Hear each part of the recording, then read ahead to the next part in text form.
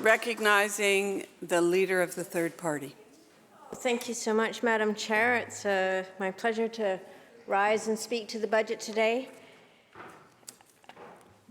I studied history, Madam Chair, and so I like looking back into historical records, into archives.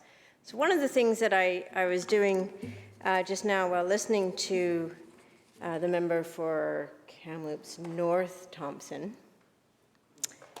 thank you, was looking at budget responses in the 2014, 2015, 2016 era. So when the House was in the other way. And what is fascinating, Madam Speaker, is that this seems like, and I expect other people that have been here a long time might also have the same sentiment, this seems like a pretty consistently scripted play we're all in. So the finance minister for government stands up on budget day and delivers a budget, and there's all sorts of great communications, and it's a huge celebration, and look at all the great things we're doing, and this is a wonderful day for British Columbia. And then the opposition critic stands up and says, this is terrible. Oh my, I couldn't think of a worse budget. This doesn't meet any of the expectations that we want to see for British Columbians. This is just a complete and terrible, terrible day. History would show there was no third party back then, too. There is, however, now a third party. And we're somewhat, as you can see, Madam Speaker, I don't have a written speech. We're a little bit interested in not partaking in the same play that's been playing, as much as I love theater. But we think that we could have a different approach to this. Because I would say that for British Columbians, the history repeating itself over and over again, year after year, can start to feel a little bit disconnecting for the people out there that we serve. Every budget that's presented in this place has some really great aspects to it, does some things that help people that they need help with. No budget ever presented in this place has solved everything, that's for sure. And year over year, we get into the same scripted play that we're in here. I think we could change the script. I really do. I think we could do something different. Because what's fascinating is that this script and the outcomes that we get are pretty consistent. And I talk a lot about what we measure. And I think that I want to go into a little bit of that, Madam Speaker. So when we look at the budget, and I've got this year's budget and I've got last year's budget, and the things we measure measure revenues, we measure expenses, and we measure GDP. These are and then there's other things. We measure employment, which is good. We measure all of the ways that we're spending capital. We look at forecasts. But we keep measuring the same things. And we keep pouring more and more money. $80 billion, that's a lot of money, $80 billion. And yet, year over year, and if you look at all the responses to budgets year over year, we keep coming back with much the same concerns or deepening problems with what conditions people are facing.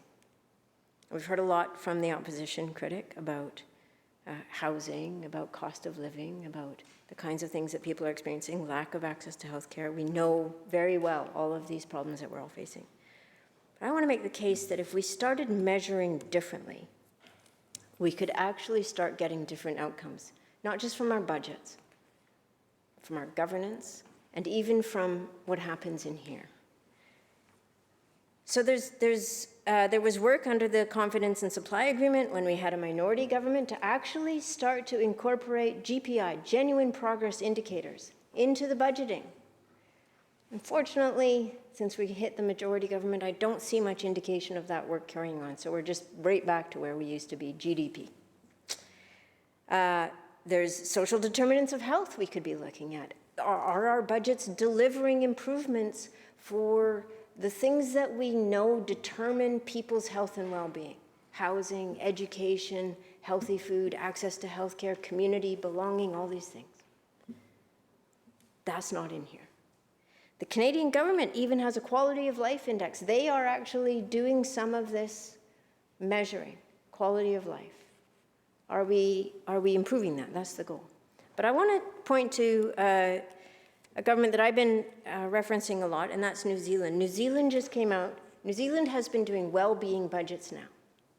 And they just came out with their first well-being report for 2022. A couple of things about this report that is really fascinating. One, when you start to read it, you're not getting what you typically get from a government, which is everything is awesome. That's typically the kind of communications we get from governments.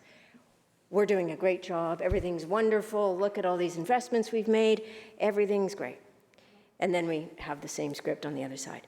In this well-being report that just came out from New Zealand, they look at a whole swath of ways to measure whether the budget is delivering well-being. And I'm gonna put this list on the record because I think it's very interesting. So they talk about individual and collective well-being because, as we know, Madam Speaker, our individual well-being is very much connected to our collective well-being. We are not all separate. I've been watching these murmurations in the evening outside of my hotel windows. The starlings all gather and they do these amazing murmurations. And I look at those starlings and I think, they know something we don't know. Somehow they can fly in all these different directions and not bump into each other, and they make these incredible kind of art. It's like they're playing and they're making art right in the sky. Collective well-being. So the kind of things that New Zealand looks at to try to determine well-being, they look at, do you feel like you have a sense of identity? And can you express your identity? What about artistic expression? Oh, wow, what have we thought about measuring? Are people able to have artistic expression? Because what do we value from the past? What do we look at? We look at beautiful architecture, beautiful art. We look at literature. We look at poetry. This is the expression, the greatest expression of being human. So wouldn't it be neat if, as a government, we said, let's value artistic expression. Let's value whether or not our citizens are able to express themselves artistically. Connection to ancestral roots for Maori people. The number of language that you speak, the sense of belonging that you have, whether you feel like you have a say in government decisions, which is way more than just did you vote. Do you feel like you are participating in your government's decisions? They measure things like how many children are living in poverty, household income, meeting basic needs, food security, household worth, education, free time, play, recreation, sport, work-life balance, family violence, safety. They measure crime, they measure road accidents, work-related injuries, life satisfaction, employment, hourly wages, unemployment, unpaid work, volunteering, access to parks and green space, drinking water quality, how many droughts are happening in any region, the impacts from pollution, the natural environment, health, connection to family, friends, community, loneliness, health, mental health, life expectancy, housing, primary health care. They're measuring all of those things in New Zealand as a way to understand how effective government spending is at creating collective well-being and individual well-being. Now imagine if our budgets every year came out with also a report on the previous year's budget. And we look at these factors for well-being, and we ask ourselves every year at budget time, did last year's budget improve well-being for people? So this is the thing about this report from New Zealand. In their measures, they discovered, they look at where's well-being going up? Success. Where's well-being staying the same? Work to do. Where's well-being going down? that's where we invest. And so one of the measures that they found was that child poverty wasn't improving. In fact, it was getting worse. And so the budget that comes out invests heavily to decrease child poverty. Because isn't that the measure? I mean, wouldn't we all agree that the measure of our success as a society is our children? And having children live in poverty is a failure.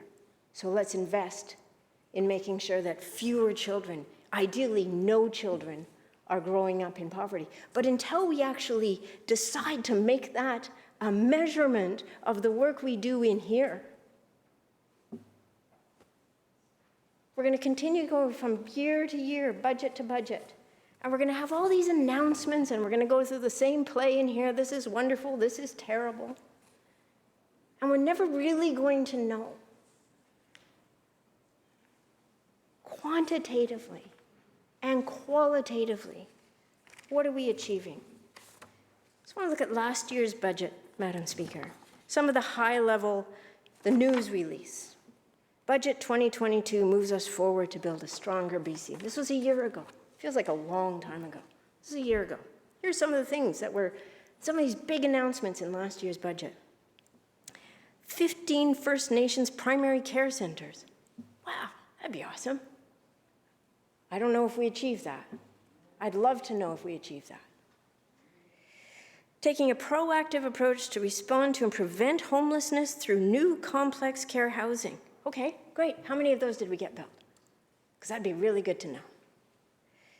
Supporting survivors of sexual assault by providing stable funding to approximately 50 community-based sexual assault response organizations. I would love to find out how many of those organizations got funded, and what did that funding do? How many more people got support that needed it when they showed up? 280 remote, rural, and Indigenous communities to get high-speed internet. Okay, how are we doing on that? Accelerating investments to build more affordable and mixed-income housing projects faster. Good? Did we succeed? So that's just a couple of things from last year's budget. And I think it's really, I'm not doing this to be like, whoa, I gotcha. I'm doing this to be like, we could do better in here. We could do better for the public by showing our work. We could do better by not just always starting from scratch as though this budget comes out of nowhere. And it's all the shiny things this year, and we're not going to talk about last year or the year before that. This is how we can change how we do things in here. And if we change how we do things in here, we change how we serve British Columbians. But this thing, oh boy, it's been going on for a long time. And the speeches are the same. It's amazing. Just swap sides, same speeches. Save on a lot of, staffing costs. Just go through Hansard, it's all there. So for me, Madam Speaker, I sat down after I became leader of a provincial party, the third party. Never saw that one coming in my life, but here I am. And I thought, okay, what do I think about what we could be in British Columbia? And I have there's a joke with all my staff. I'm always making charts. I put things on big charts because that's how I'm sort of a visual learner, and I like to represent all the things going on in here on a big chart so I can see it and other people can see it. So I have this chart that I made. And it has 4 pillars. At the top, it is people's needs are met. And they have the conditions to thrive. It's number 1. It's what I think we could be as a province. Number 2, our natural systems are healthy and they're able to keep us healthy. Clean water, clean air, soil, ecosystems, biodiversity, all the things that we need, because we're not separate from that. We're not separate from nature. If nature is unhealthy, we are unhealthy. So that's number 2. Number 3, Our communities where we live are thriving, they're diverse, they're connected, they're a place of safety. We feel happy about living there. And that gives us that collective well-being for our individual well-being. And then number 4, and I don't think we talk about this a lot typically, but for me, the 4th pillar is really important. We trust our institutions, we trust our government. So you put those 4 things together. And this has been driving my work for the last 2 years, our whole team. This chart's up there. It's pretty. I made drawings around it, made it look nice. But the idea that we have is, are the things that we're putting forward, the ideas that we're putting forward, we've done a lot of this in the last month, all these ideas, lower tuition, increase public transit in this province, bring people with disabilities out of poverty, invest in psychologists as part of our healthcare system, put community health centers in every community in BC. You move into a community, it's just like a school, you know where your kids are going to school, you know where your community health center is. You have a team of primary care providers. All these things, we ask ourselves, does it meet these 1 or 2 or 3 or maybe even all 4 of these outcomes? And it does. They improve that. And so it's really important, I think, that we ask ourselves as representatives of our communities, as members of this House, what's the horizon look like that we'd like to, what's the shape of that future that we want to be a part of, building and making? And then, does this decision, does this investment, does this get us closer to that? And how do we measure that? We measure that by looking at well-being. Writ large, we can do it. We can actually measure these things.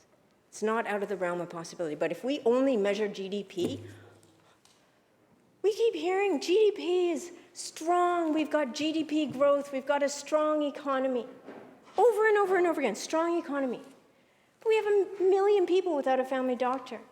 We have more and more people who can't afford housing. We have more and more people for whom their kids are going into classrooms that are too crowded, under-resourced, don't have access to mental health care. That doesn't feel like a strong economy to me. It feels like we're measuring one thing. And as has been said about GDP for so long, it measures all the things except what matters. It doesn't measure any of those things that are laid out in New Zealand's well-being report. None of them are measured by GDP. So we're not measuring what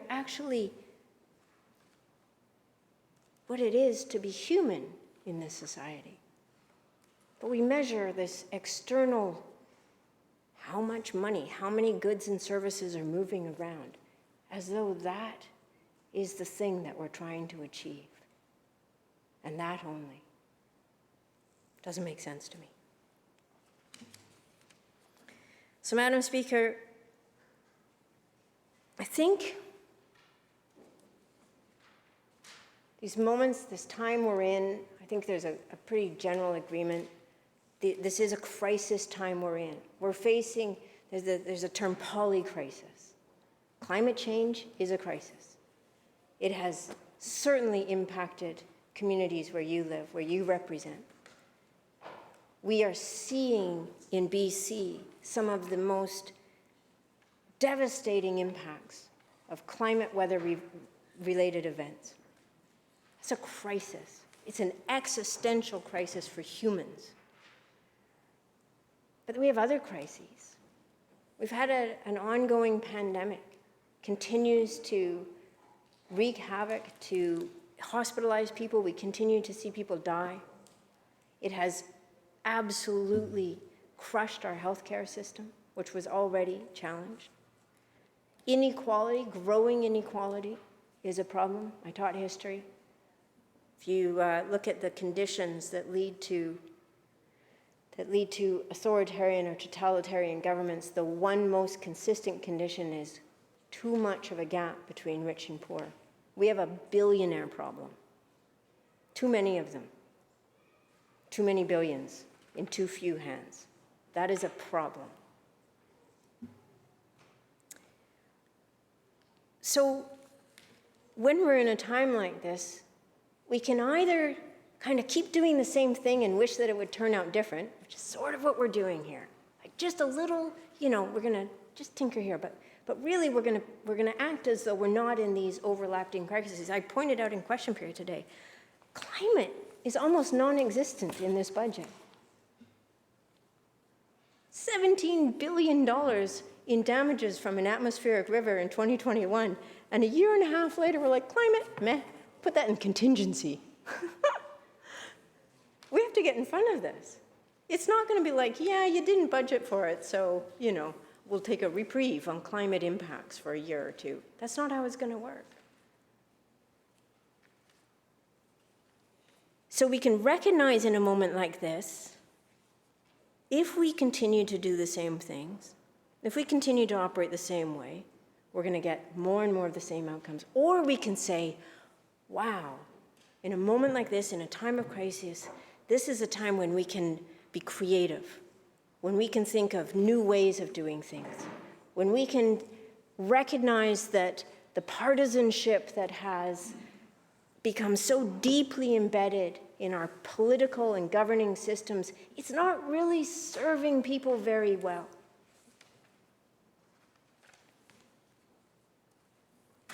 Because it starts to feel like it's just a game of point scoring in here. Oh, people need us to work together.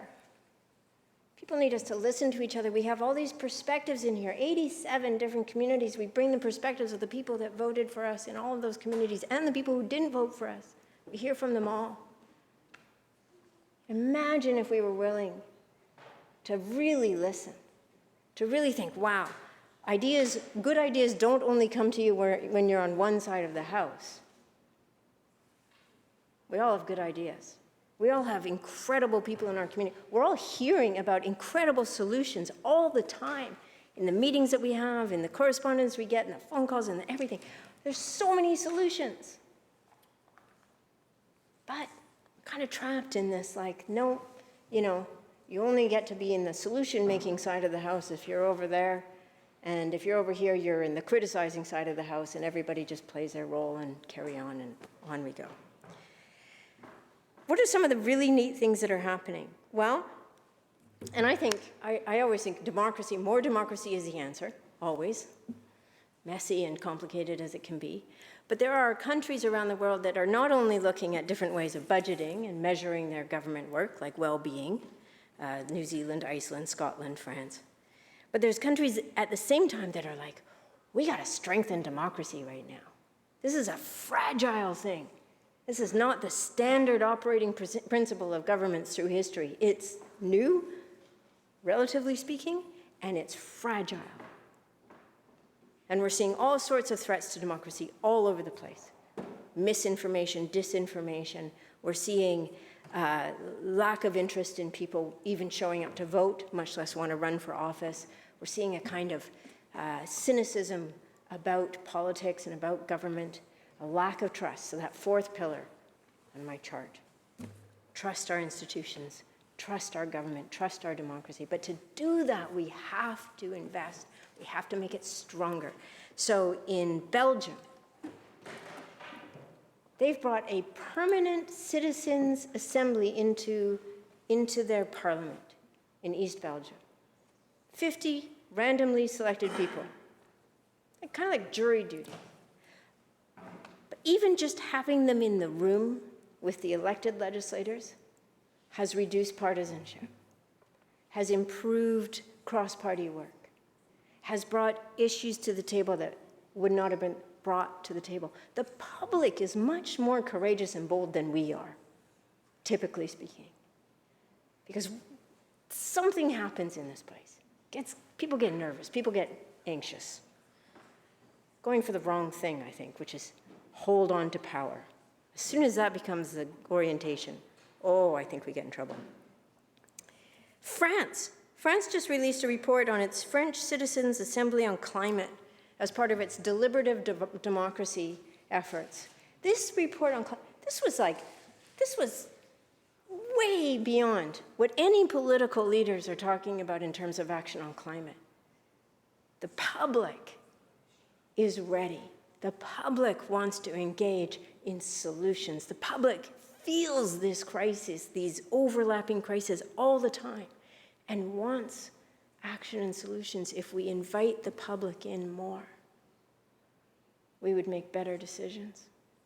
We'd make longer lasting decisions. We wouldn't be in this other thing that happens in a first past the post system where one government does a whole bunch of things and then they get knocked out of power, and then the other government comes in and undoes all that and does a whole bunch of other things, and then they get knocked out of power, and then we just have this cycle repeating and repeating and repeating.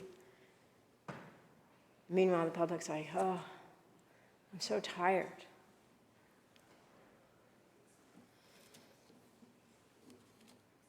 This was something for me, Madam Speaker, in the budget yesterday, and it was last year as well.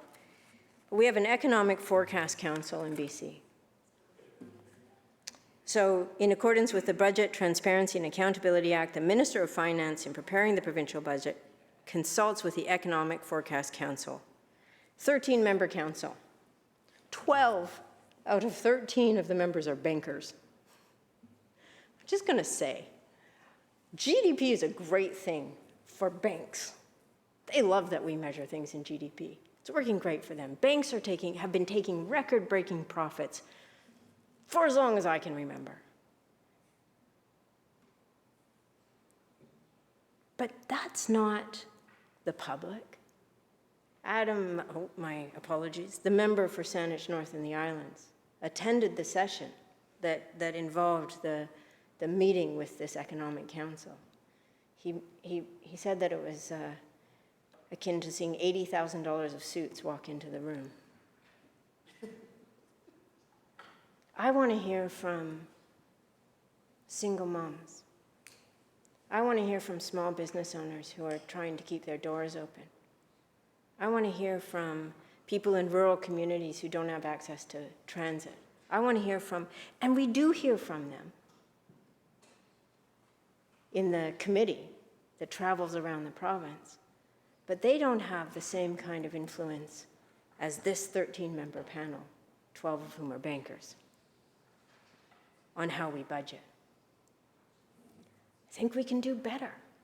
I think we can invite the public in, not just as like a sort of show. Oh yes, we'll listen to you year over year over year and put a report together, and then almost none of it. Maybe after 10 years, your initiative gets funded in the budget.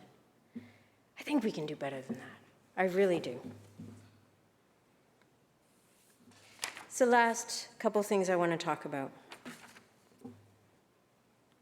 I think we have to do better in here, not just in our jobs as elected representatives. I'll be the designated speaker, Madam Speaker. We have to do better in here for the people that we invite in to sit in these seats. And we heard a speech last week from the member for Vancouver Mount Pleasant, who made it abundantly clear that this wasn't a place that she ever felt comfortable. And she did good work. She did excellent work as a minister. She did the work on behalf of those people that I want to hear more from. She did work for youth graduating out of, or aging out of care, so that they can go to post-secondary, they can get training and education. That is phenomenal. She did work on bringing the first Indigenous law program. This is excellent work. But she's choosing to leave. And we've seen Indigenous women choose to leave parliaments over and over again. We've seen women of color choose to leave parliament. We've seen women choose to leave, citing that these places don't work for them. They want to work for their constituents. They want to work for the public. They want to work for people whose voices typically haven't been represented in here. But we haven't succeeded in making this a place that they want to stay. And that's on all of us.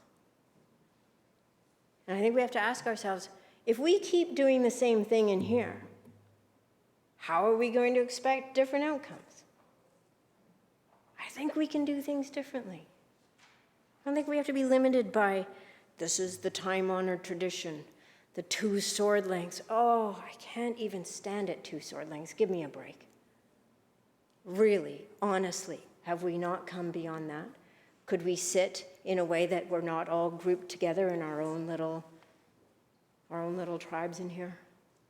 Could we sit in an oval? Could we actually spend more time talking with each other across party lines? I think we could. And not just in committee rooms. I always hear this, oh, in committees, we all work well together. Yeah, but then we don't adopt any of the recommendations from those committees. Like, that was great work, and it amounted to very little. What if we took that work more seriously? Because that work actually is excellent work of democracy. We bring in the public, we bring in the experts, we deliberate across party lines, we find consensus. We can do so much with consensus. And then we don't. We're too timid, we're too afraid.